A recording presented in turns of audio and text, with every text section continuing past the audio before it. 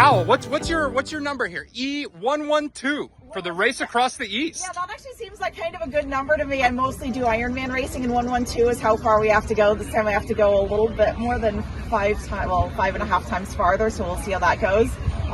You've done that before. Yeah, I've done that before, sitting on the trainer. I mean, this will be, well, you probably can speak to it better than I can to whether it's going to be easier or harder. I think kind of both.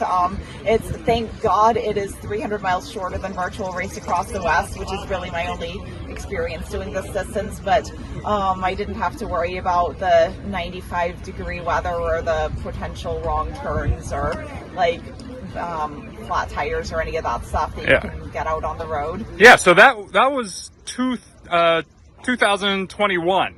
The virtual race across the West, which was on full gas. So that was what, 950 or 1,000 miles? Yeah, 925, 930, somewhere in there. Huh? Yeah. So yeah, that was absolutely by far the hardest thing I've ever done. But yeah, this will be my first time doing it out on the road. So tons of unknowns. I actually got a crash course, not literally. Yeah. How all of this works last week because I was crewing for a couple of friends doing Race Across the West. My friends Melanie and Steffi. Great. They actually broke the women's 2-person relay record. So it was really exciting crewing for them and kind of seeing how everything works. And I think that's the best education I could possibly have gotten with all of this stuff. Of course, I've always been a last-minute person, and true to form, learned everything last week. So I mean, in some ways it wasn't ideal being off the bike almost entirely for a week. So I mean, my fitness might have suffered a little bit from that. But I think that what I learned logistically just about how to do all of this complicated check-in stuff and how things work out on the road, the leapfrog, direct follow, like getting food from your crew. I think that definitely trumps whatever it takes away. And it was really exciting to see them out there. I mean, they really raced every bit of it. I'm definitely not planning to do that, but just seeing what they did and what was humanly possible with that was really inspiring. And I mean, I'm going to be thinking about that when I'm having tough spots out there. What is your goal for the event?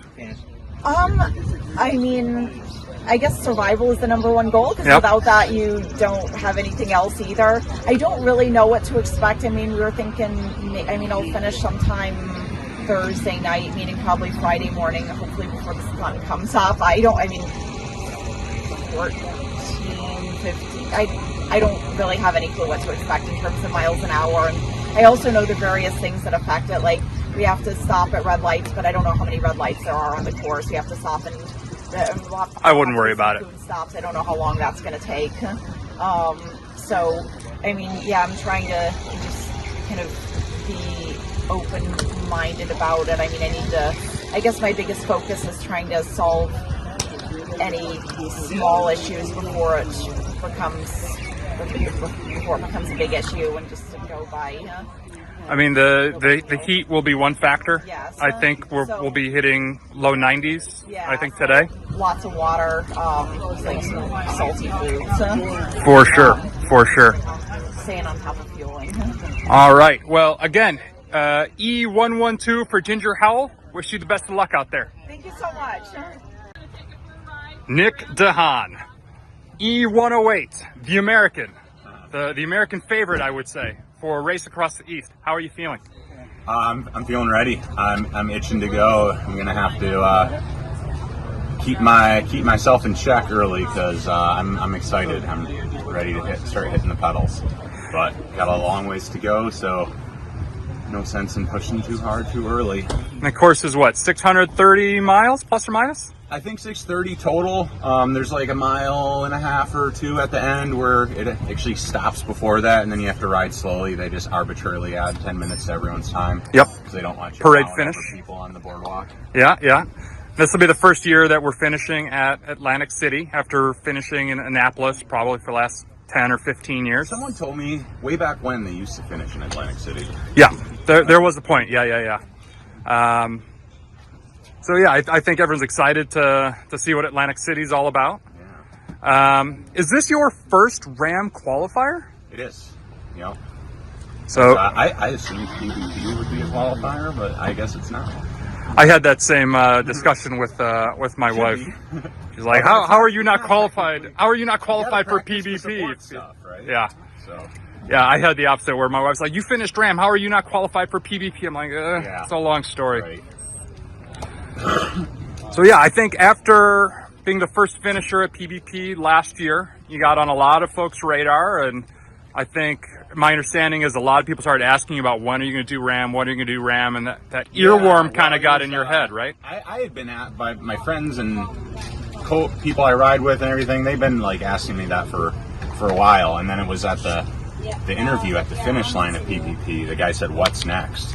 And I was just like, I didn't know what to think. And the first thing that just popped in my head was RAM. But then you kind of think like, well, there's a lot of logistics going on in RAM, and so it was like probably not going to be able to get it together for 2024. Like no way. But then when I saw the Race Across the East offered, I was like, I'm going to jump on that, see what it's like. Maybe if it goes well, and get a good support crew going with some experience, and we'll see about RAM. If all things work out well. No, I've been looking forward to this very much. What is your game plan for this? We're gonna do straight shot? Yeah, no sleep. Figured PvP was 41, 46, and that was starting at 4 p.m. after being up for a few hours. So this one's starting in the morning. I should be able to do 35-ish hours.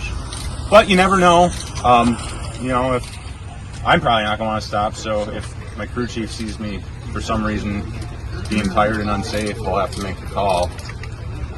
I've never been much of a napper, so I don't know. Did you sleep well last night, or how are the nerves? I slept well last night, but once I woke up at 4:30, it was not falling back to sleep. Yeah, ready to go. To get up at 5:20, but 4:30 I was itching. Well, you were the first racer to get to the starting line, so you seem excited. Trend going, yeah. Well, we're rookies, so it's like we're trying to do everything like exactly by the book, and like being early rather than later and stuff, So first one here, first one in Atlantic City. Hopefully. Alrighty, be good, my friend. Best of luck. Thanks, Phil. This is Gregory Zuber, thanking you for watching and sharing.